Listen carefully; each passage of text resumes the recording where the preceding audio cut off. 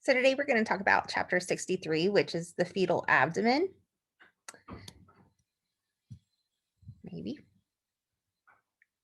So the fetal abdominal organs are well formed by the second trimester, usually in the first trimester, even at 10 weeks to 12 weeks, you can see the stomach and bladder formed.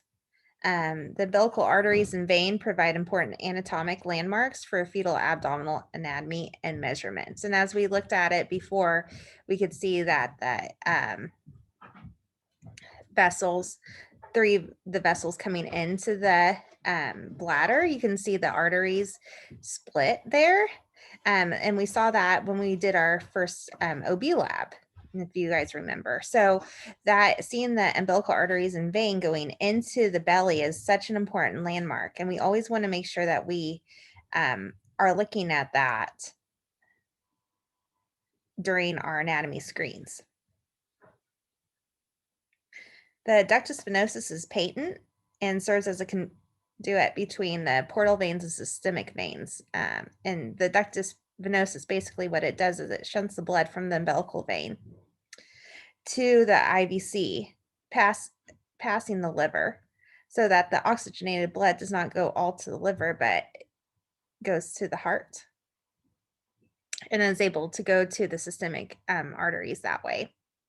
So the ductus venosus in fetal life is very important, and we are able to look at it and Doppler it to show in a different waveform that we want to see that means that baby's well-being is good. The proportions of the fetal body are different from the adult. The fetal abdomen is quite a bit larger relative to the body length, and the liver occupies the volume of a fetal abdomen, so it almost looks like a little pot belly. So you'll see the little cute profile, and then you'll see like a little protruding abdomen, and that's pretty normal to see that the abdomen is larger. The fetal pelvic cavity, you will be able to see, and you want to see the urinary bladder. The ovaries and uterus also lie in the abdominal cavity in the female fetus, but unless there's a cyst, it's very difficult to see. There's the greater omentum that contains a little bit of fat and remains infused in the fetus. Therefore, fetal ascites may separate omental leaves. So let's start at the beginning. The esophagus, baby swallows. The esophagus connects to the stomach. It's pretty short in the beginning, but it rapidly lengthens as the body grows, and it reaches its final length by the 7th week. Baby starts swallowing, as we have seen in our OB lab, which is really cute, but also we want to see the baby swallow that amniotic fluid.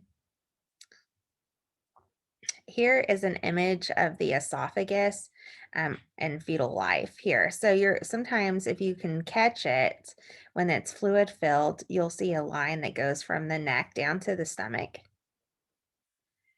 Esophageal atresia is usually associated with a tracheoesophageal fistula, and it results from the abnormal deviation of the tracheoesophageal septum in the posterior direction.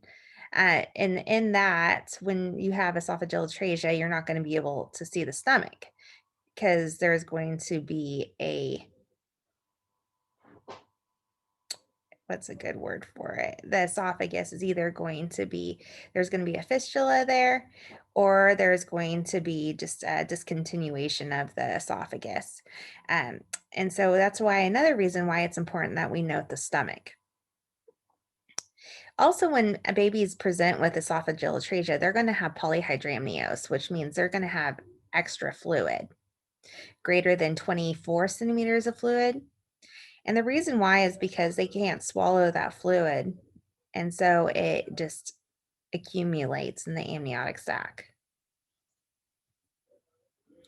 Esophageal stenosis is a narrowing of esophagus, and it usually is in the distal portion. Again, with this, the stomach is going to be small or not visible when there's a stenosis. So here's our little stomach here. black hole right there, and it's suspended from the dorsal wall of the abdominal cavity by the dorsal mesentery or the dorsal mesogastrium. It's always on the left side in a normal fetus. The lesser sac communicates with the main peritoneal cavity or greater peritoneal sac through the small opening called the epiploic foramen. Then it goes to the duodenum. Now, usually you're not going to see the duodenum if everything is normal. If there is duodenal atresia or a duodenal stenosis, you will see a little bit of the duodenum. But the duodenum develops from the caudal part of the foregut and cranial part of the midgut. The two parts grow rapidly and form a C-shaped loop that rotates to the right.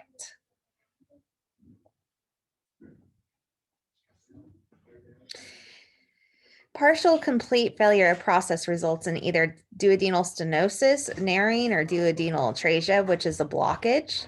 Usually the third or fourth parts of the duodenum are affected. So we consider this a double bubble sign. In duodenal atresia, I say it's the 3 Ds: Down syndrome, duodenal atresia, double bubble sign. It's because duodenal atresia is more common, and Down syndrome, which is trisomy 21.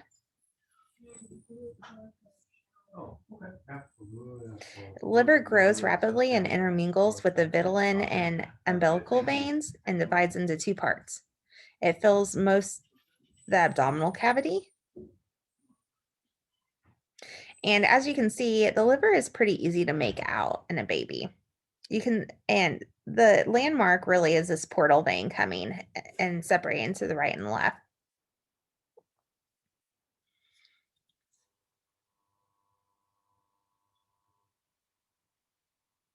Blood formation begins during the 6th week and accounts for the large size of the liver between the 7th and 9th weeks of development.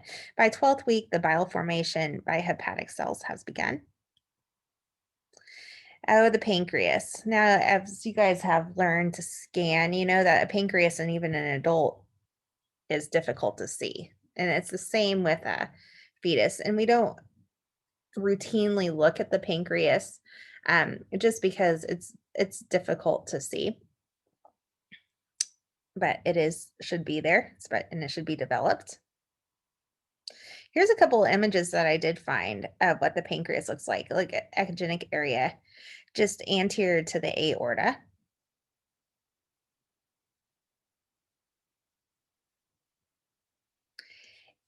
Some places, maternal fetal medicine places, if there is something going on with the baby, they will also look at the spleen. The spleen is going to be on the right side near the stomach.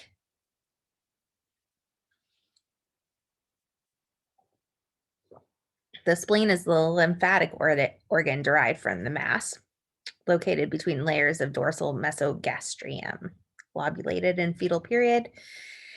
Sometimes I think why they would look at the spleen is if there's some kind of anemia or some kind of RH, immune non-hydrops, non-immune hydrops, and the spleen could get enlarged. So the midgut is the small intestine, cecum, ascending colon, and transverse colon. All these are supplied by the superior mesenteric artery. We do remember that around 10 to 12 weeks, the midgut lengthens and forms, and it herniates outside the abdomen into the proximal part of the umbilical cord, and that's normal development in the first trimester. Now, what happens if it does not go back into the baby? Do you remember what it's called? It's an omphalocele. Usually by the 10th or 11th week, the midgut herniation returns to the abdomen and undergoes further rotation, resulting from decrease in size of liver and kidneys and growth of abdominal cavity. After the intestines return to the abdominal cavity, they enlarge and lengthen and assume final positions. Typically in the second trimester, we're not really seeing the colon very much, but we will see the small bowel and it'll appear echogenic. And we'll talk about that a little bit later on. The duodenum and most of the pancreas are retroperitoneal structures. Okay, so malformations of the midgut. And we touched this on this a couple of weeks ago when we were talking about anterior abdominal wall defects. And phallicil and gastroschisis are going to be your main two. Defects that occur when the midgut fails to return to the abdominal cavity from the umbilical cord during the 10th week. Now, the difference between the omphalocele and the gastroschisis, the omphalocele is going to have a membrane, usually other organs are involved besides the gut, like the livers and sometimes the stomach. And it's going to be protruding through the middle of the cord is going to go into the omphalocele. The gastroschisis, most of the time, is mostly small bowel. There's an occasional other herniated organ, but most of the time it's just small bowel. There's no membrane, so the small bowel is usually to the right of the umbilical cord. Most of the time, that's where the defect is, and it's free floating in the amniotic fluid. Another difference between the omphalocele and the gastroschisis, an omphalocele is associated more likely with a chromosomal abnormality. So we're talking about trisomy 18, trisomy 13, trisomy 21. Most of the time, I see omphalocele in trisomy 18. Gastroschisis can just be a congenital anomaly that's not associated with a chromosomal abnormality.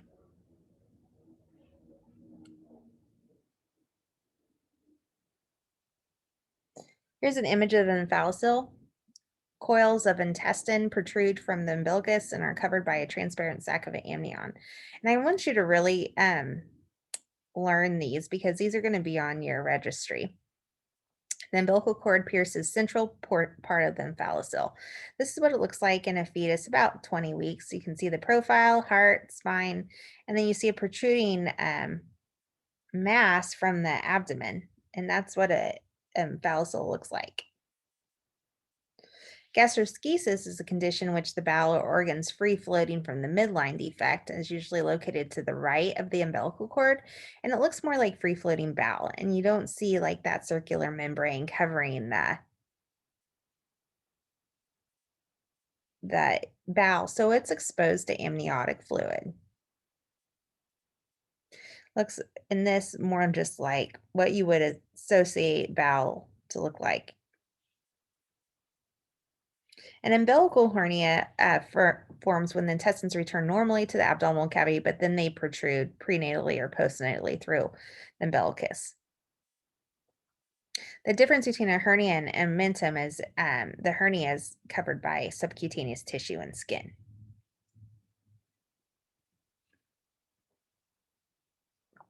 Meckel's diverticulum, a little bit of what I want you to know about that is that it's the most common malformation of the midgut. It's a remnant of the proximal part of the yolk stalk that fails to degenerate and disappear during the early fetal period. Usually a small finger-like sac, about 5 centimeters long, and projects from the border of the ileum. Sometimes it can be associated with diverticulitis. So but it's the most common malformation. So the hindgut is more of the colon, rectum, anal canal, bladder, and the urethra. Okay, so what are you going to do on an anatomy screen when you're evaluating the abdomen?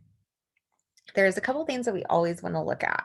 And I start at the top and go down. So we've looked at our heart, we've looked at our chest, and now we're going to go down to the abdomen. First thing I'm going to do is look at the stomach. I'll do a split screen of the stomach and the bladder. Seeing both of those with fluid in them rolls out a lot of stuff. And one of the things we just learned was esophageal atresia. Then I'll look at the kidneys. I want to see both the kidneys. And then I'll go down to the cord insert. I'll take a 2D image of the cord insert, then put color flow on the cord showing that the two umbilical arteries are splitting across the bladder. That demonstrates a 3-vessel cord. It also demonstrates that there's no abdominal wall defect. I'll take an image of the diaphragm and then I'll just kind of, and those are my images.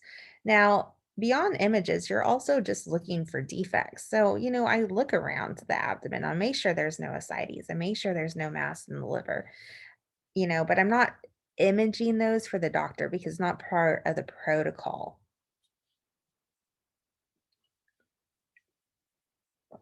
So the stomach is identified as a fluid-filled structure in the left upper quadrant inferior to the diaphragm.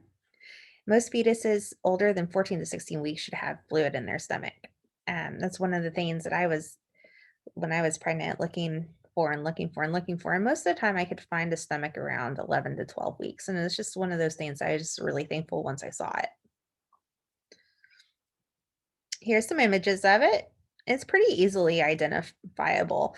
I say if you can't find anything else or you're really struggling with your baby when you're scanning, go to the stomach and bladder because most of the time those show up really good and it gives you a little bit of momentum to start your scan. Here's another image of the stomach. If no fluid is apparent in the stomach, you should reevaluate in 20 to 30 minutes. So you're going through your anatomy scan. You go through the heart, you look at the lungs, you look at the four-chamber heart, you evaluate the outflow tracts, and you go down to the stomach and you don't see the stomach. Well, don't just rule it out right then because the baby could have just emptied the stomach. So what you'll do is go ahead, go get the rest of your scan done, come back and evaluate the stomach. Most of the time, the stomach will appear. But if it doesn't, that's when you want to note in your exam that stomach is not well seen. But here's the reasons why. There could be a swallowing disorder, an obstruction. The fluid could be low, which you would have already probably noticed, or there could be atresia. So those are your reasons why you wouldn't be able to see a stomach.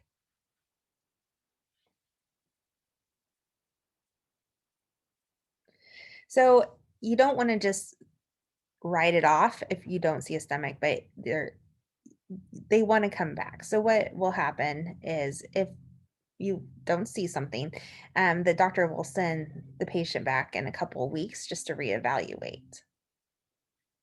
By that time, most of the time the stomach appears. It was just bad timing with the baby, but it's good to catch it early because they can do some things in utero if there is for some reason esophageal atresia. But esophageal anomalies are pretty rare and they're the least common problem for the visualization of the stomach. So most of the time, the fluid is going to be anechoic. If you do see echogenic debris in the stomach, sometimes that will represent vernix, which is that skin shedding the protein, or if it's early on, it could potentially be an intra-amniotic hemorrhage. So there could be some blood in the stomach. So if it's quite a bit, I would probably note it, especially if you see a hemorrhage in the placenta or posterior, subchorionic. So the presence of an echogenic mass in the fetal stomach in a patient who demonstrates clinical or sonographic evidence of placental abruption should raise possibility of a hematoma formation associated with intraamniotic hemorrhage. And here's an image of it. You can see the pseudotumor in the stomach, and that's blood.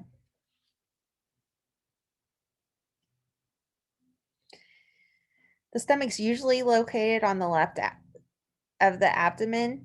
If the stomach's seen in the right upper quadrant, it's called situs inversus. So you must identify the fetal position first, and then you can identify left and right of the fetus and then look for the stomach. So that's why it's important in your mind's eye that you're knowing how the baby's laying in the abdomen or in the mom so that you can get the situs of the abdomen right.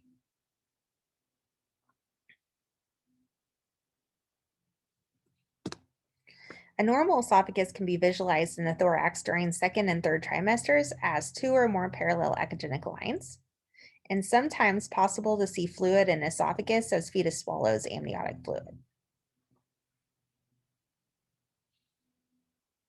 Here's the esophagus. We worked on abdominal circumferences a little bit in our OB lab, and you measure it at the level of the portal sinus and the umbilical portion of the left portal vein, and you'll also get the stomach at that time. The abdominal circumference should be round, not oval. So sometimes, especially around 20 weeks, you can press too hard and kind of compress the belly, making it more oval. So lighten up on your pressure to get a really good round abdominal circumference. Here's a couple images of the where we want to take the abdominal circumference, where the portal vein is. You get that little hockey stick coming out here.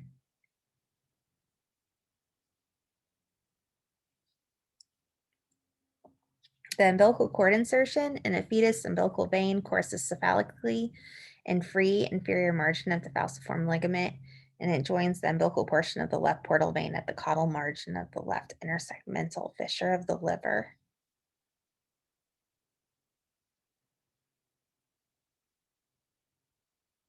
The insertion of the cord must be imaged with color because it inserts in both the fetal abdomen and the placenta.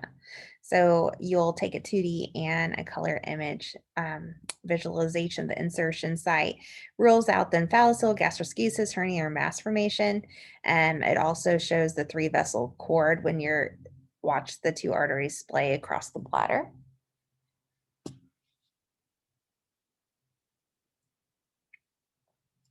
Movement of the gastric musculature begins in approximately 4th to 5th week or month of gestation.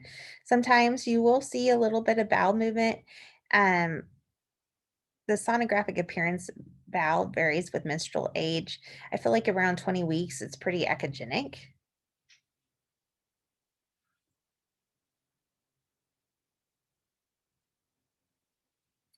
In the second trimester, the movement and fetal swallowing result in delivery of increased amniotic fluid volume distally into small bowel and colon, where the fluid and nutrients are reabsorbed.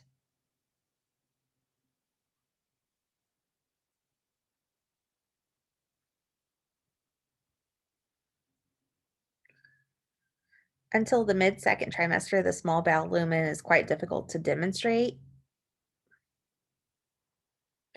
It usually just appears as an ill-defined increased area of echogenicity. Looks like a little mass in the lower abdomen, but that's the small bowel.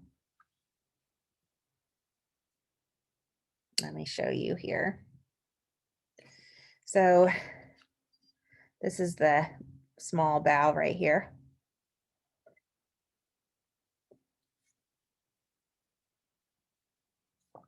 Here's another really good image of it.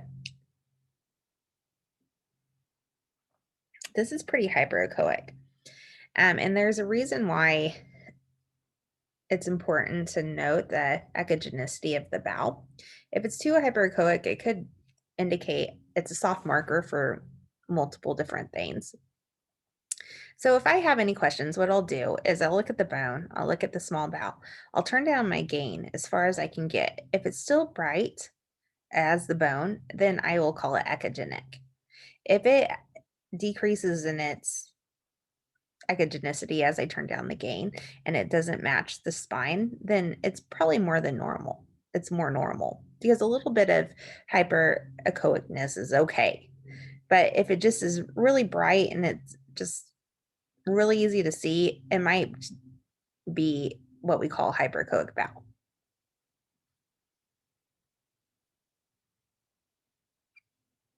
After 27 weeks, peristalsis of normal small bowel is increasingly observed, and you want to see a normal diameter of a small bowel lumen less than 5 millimeters. So if you see really dilated bowel in the 3rd trimester, you'll want to measure a little bit of it just to make sure that it's less than 5 millimeters. If it's not, you would mention that in your report. The colon is seen near the end of the 2nd trimester as a long tubular hypoechoic structure with well-defined walls. The normal measurements of the colon diameter range from 3 to 5 millimeters to 20 weeks to 23 millimeters or larger at term.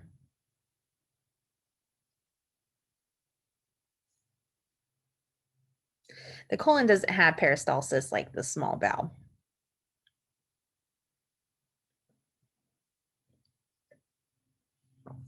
Okay, let's talk about the liver. It's relatively large compared with other intra-abdominal organs. You will image it with your abdominal circumference, but you don't take an image and label it liver. We don't really image that in our protocol, although we do look at it. It occupies the most upper abdomen in the fetus.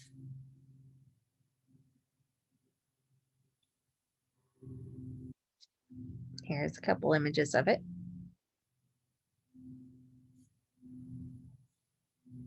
The hepatic veins and fissures form by the end of the first trimester, and the left lobe of the liver is larger than the right in utero, secondary to greater supply of oxygenated blood. And it reverses after birth, as you know. Sometimes you'll see an anechoic little area on the right side, and you're like, is that the stomach? And it probably is not. It is probably the gallbladder. Sometimes a baby will have a dilated gallbladder. It kind of depends on the baby. If you see a black hole on the left side, it's stomach. If you see something a little bit more anterior in the fetus on the right side, adjacent to the liver, it's most likely the gallbladder.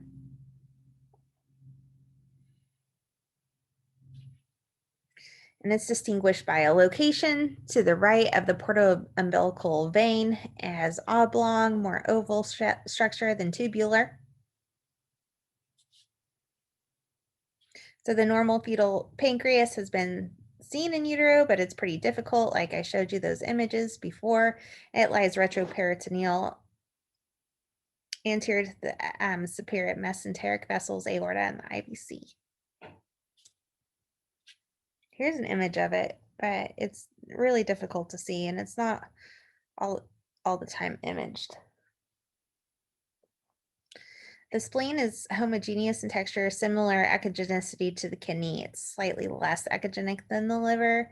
It increases in size in gestation, and it's imaged transverse plane posterior and to the left of the fetal stomach. It's not in a normal protocol either, but some MFM sites, if there's something going on with the baby, will include the spleen in their detailed anatomy scan.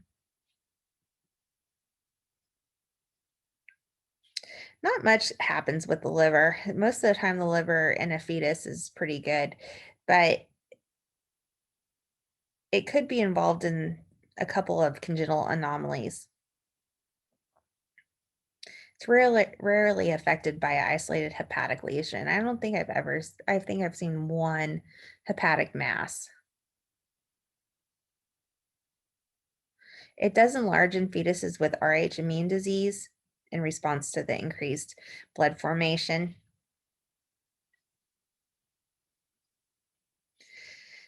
You have learned about liver tumors in your abdomen class, and there could be potentially some liver tumors that occur in the fetus, but they're very, very rare. Those would be the hamartoma and the hepatoblastoma.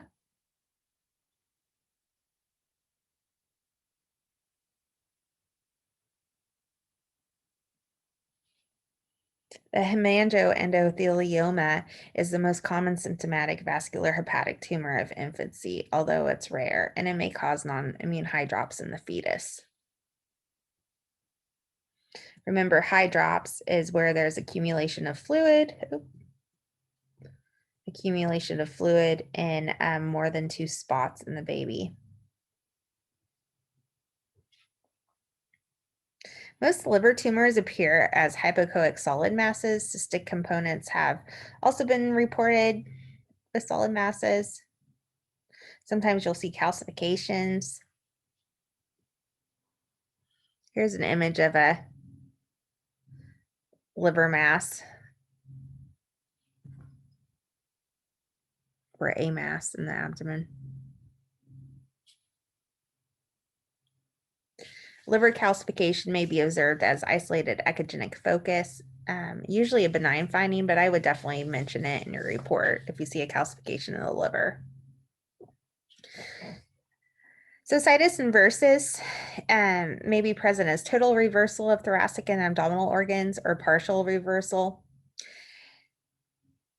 Actually, if you have to choose, you want to have total reversal of the thoracic and abdominal organs. Those people do pretty good. Just everything is on the different side.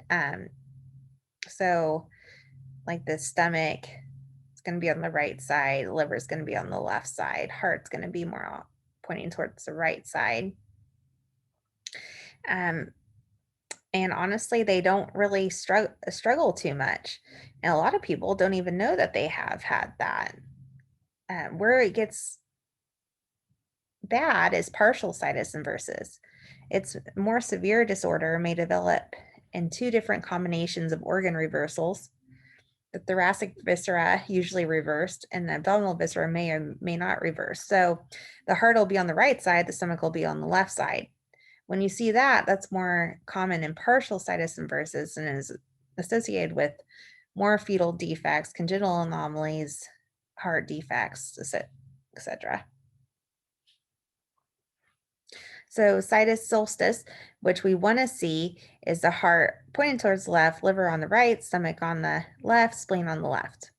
Situs inverse is totalis, just switched.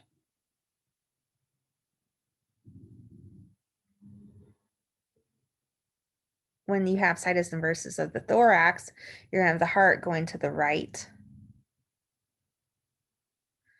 but liver's on the right. And situs inversus abdominalis, heart's on the left, liver's on the left, stomach's on the right. So partial situs inversus down, the two below, those are the ones that are going to give you trouble. The partial situs is divided into asplenia and polysplenia. And asplenia is the absence of the spleen, so abnormally positioned stomach and gallbladder, more centrally located liver. So I think of it because I had to learn and study asplenia and polysplenia a lot for my fetal echo exam because they're both associated with multiple heart defects too. But I thought of it as when the asplenia, the absence of the spleen, that means there's absence more of the left organs. So you're not going to see a spleen. You're going to have the right side of the abdomen more take over. So the liver is going to be centrally located. The aorta you'll see, but it'll be more on the same side as the IVC. The stomach is abnormally positioned and the gallbladder is abnormally positioned. Polysplenia is more of when the left side takes over. So multiple spleens are seen. There's interruption of the IVC and the isogos vein. At least two spleens are present, and heart block is really common in polysplenia, which is a heart block is when the heart isn't, the electric conduction of the heart is not working correctly, basically. Cardiac malformations are common, 99% in asplenia, and less frequency in polysplenia, but 90%. And I think that's why I had to study those both quite a bit because the association with cardiac malformations are so high. The cardiac defects, the endocardial cushion defect, hypoplastic left heart, and transposition of great vessels are really common, and also heart block.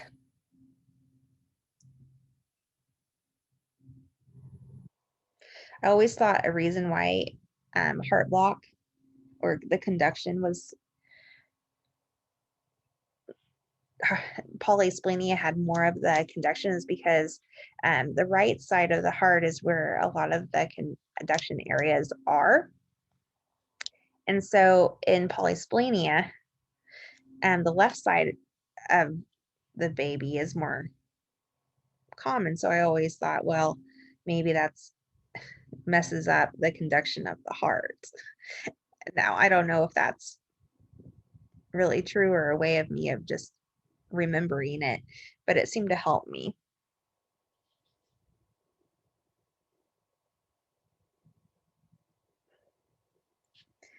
I have seen both partial situs inversus and total situs inversus in my career, and they kind of freak you out, both of them, because in your head you think you're going crazy. You're like, why, if the baby's laying like this, why does that look like that?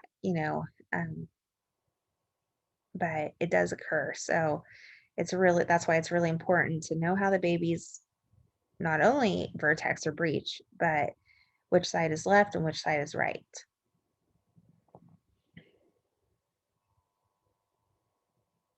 The infant with a total situs inversus usually has a pretty normal outcome.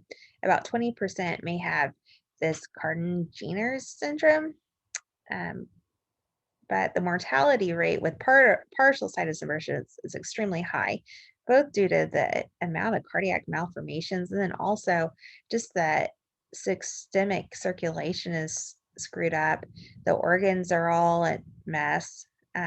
So hydropsis really happens in partial situs inversus, um, and then the baby just doesn't isn't going to survive just due to things just not being correctly in there.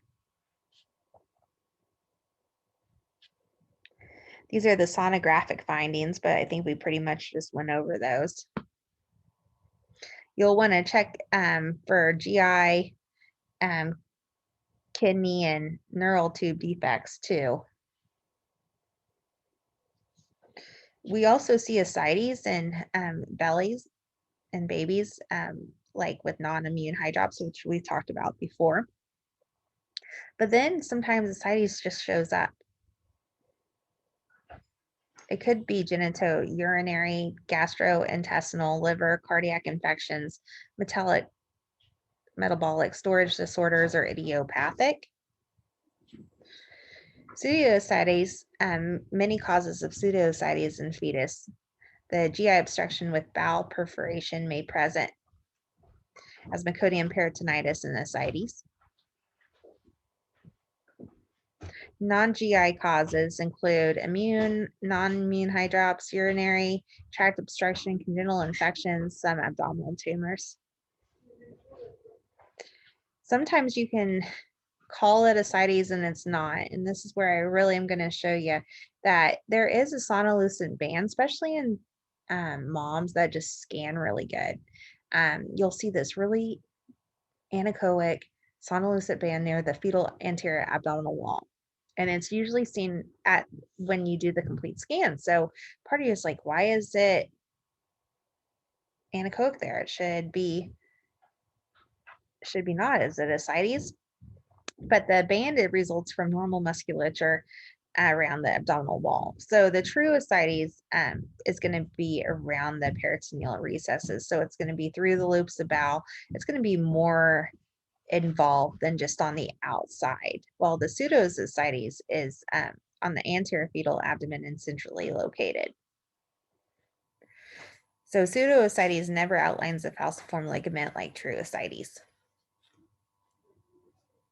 This is what you'll see, this anechoic band here, and that's normal. When in true ascites, you're going to see more of a floating liver.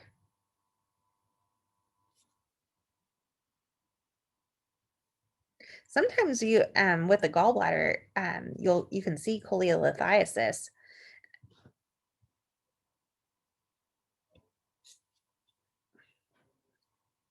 There you go. Choledochal cyst, dilatation of the CVD may be diagnosed when cystic mass identified adjacent to the fetal stomach and gallbladder. The choledochal cyst may be confused with malformations of stomach or bowel or denaturalia.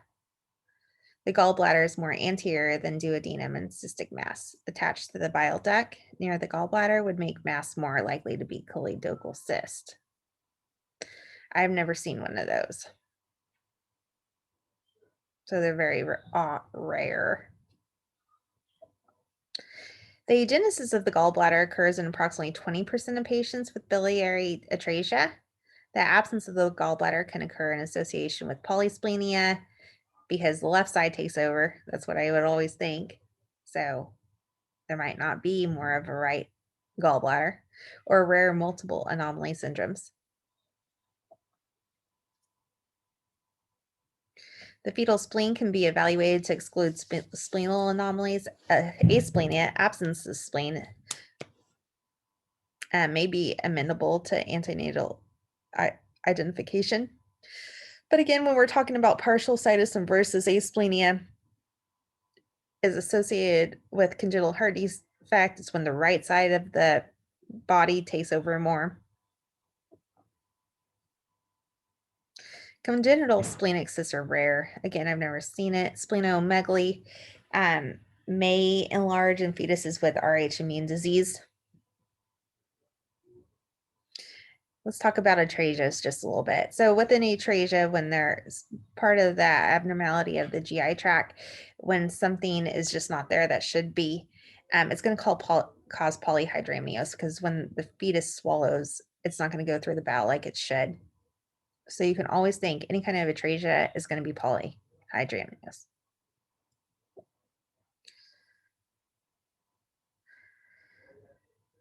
So its obstruction of the normal swallowing sequence may occur because of obstructive or atretic. Membrane covering lumen and intestinal loops enlarges bowel. Bowel loops may be seen. So esophageal atrasia is a congenital blockage of the esophagus resulting from faulty separation of foregut into the respiratory and digestive components. Most common form is conjunction with a fistula, communication of the trachea and esophagus.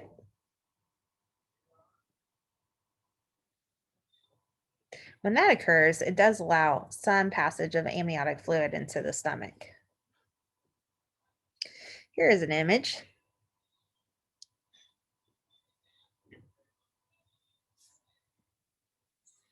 Gastric secretions may contribute to stomach fluid. Fistula may not be present, and fluid will not reach the stomach, and stomach will not be visualized with ultrasound.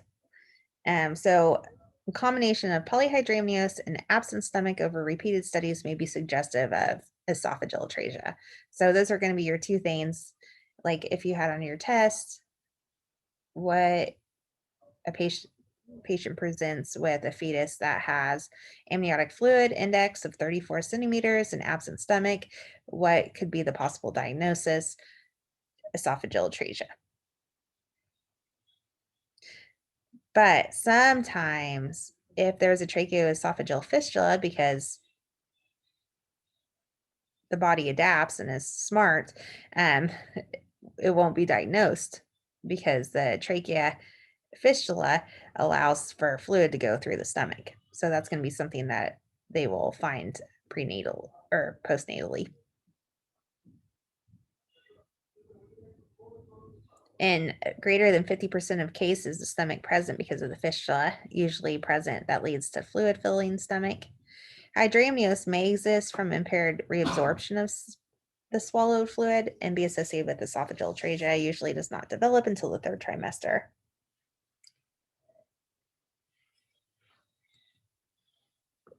This is all amniotic fluid. Look like a baby, so small, swimming in all that fluid. There's absent stomach there. Coexisting anomalies is common in 50 to 70% of fetuses with esophageal atrasia. Most commonly observed an anomaly is anorectoatrasia and Bacterial, which we'll talk about in a little bit. Growth restriction is present in 40% of cases, and chromosomal trisomies like 18 and 21 are reported. Duodenal atrasia is blockage of the duodenal lumen by a membrane that prohibits passage of swallowed amniotic fluid. The atrasia or narrowing of the bowel segment below obstruction occurs. The amniotic fluid fails to move beyond obstruction, and consequently amniotic fluid backs up in the duodenum and stomach. So duodenal atrasia is atrasia, so there's going to be polyhydramnios. So you can always remember that. The other thing with duodenal atrasia is the sonographic finding is a double bubble sign. So you'll have for duodenal atrasia, remember your 3Ds. Duodenal atrasia, sonographic appearance is a double bubble sign associated with Down syndrome or trisomy 21. There you go. This is what it'll look like. You'll have stomach and then you'll have your duodenum here. Double bubble. Associated with trisomy 21. The ones we're going to worry about today are duodenal atresia and duodenal stenosis. About 30% of these babies have trisomy 21, like I said, so your 3Ds.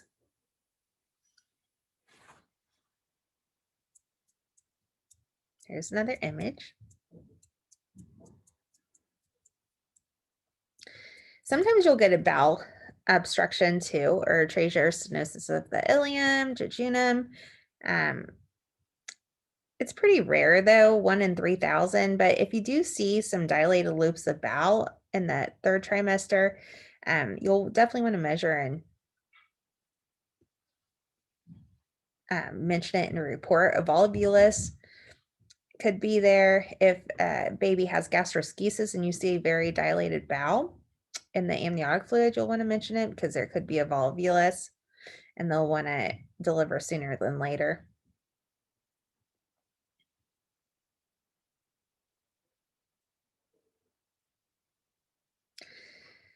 Blockage of the jejunum or ileum bowel segments appears as multiple cystic structures, more than 2, proximal to the site of the atresia.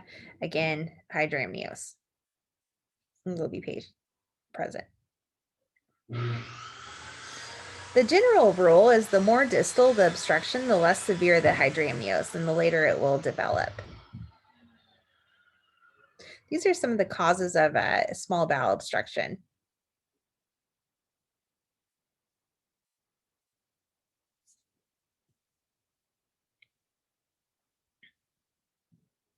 Fetal intestinal obstruction should be suspected when clear cystic structure is found in pelvis.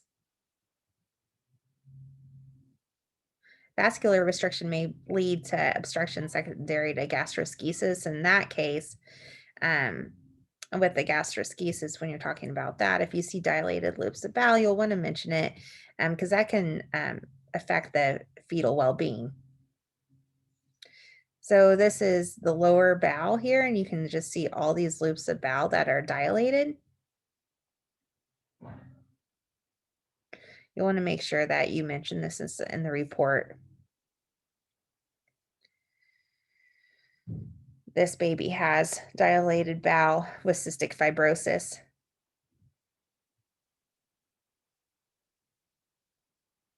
Here's gastroschisis, again with dilated loops of bowel. Meconium ileus is a small bowel disorder marked by presence of thickening in meconium and distal ileum.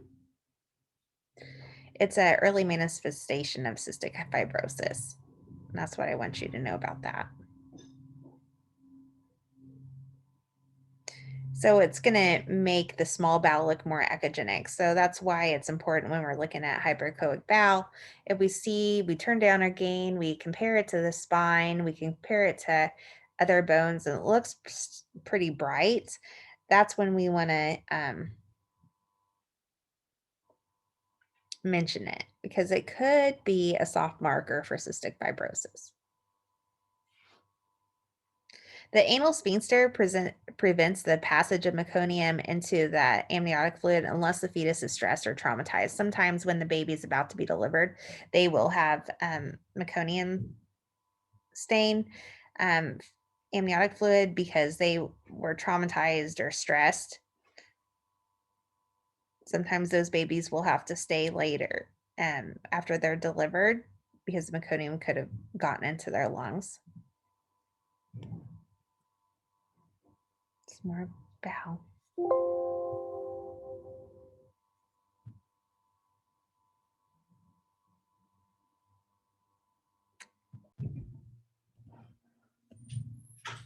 Here's some images of just a dilated bowel here. And the small bowel is echogenic.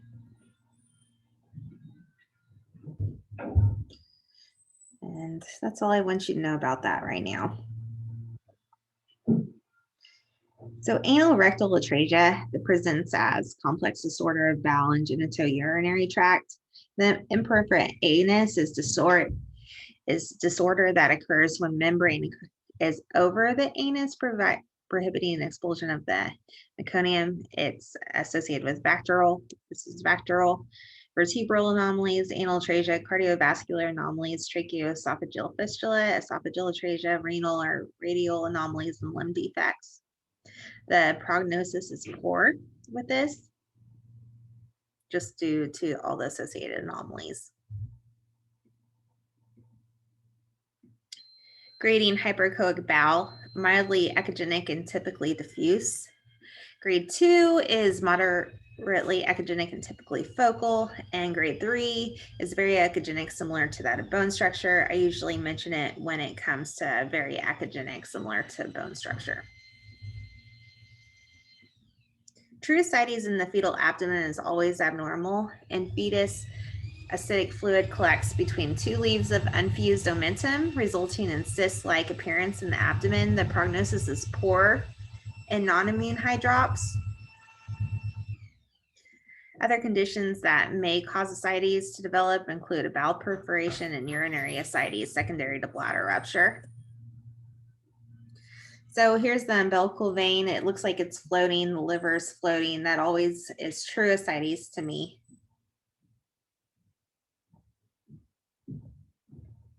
Here's another image. You can see the falciform ligament here, ascites around.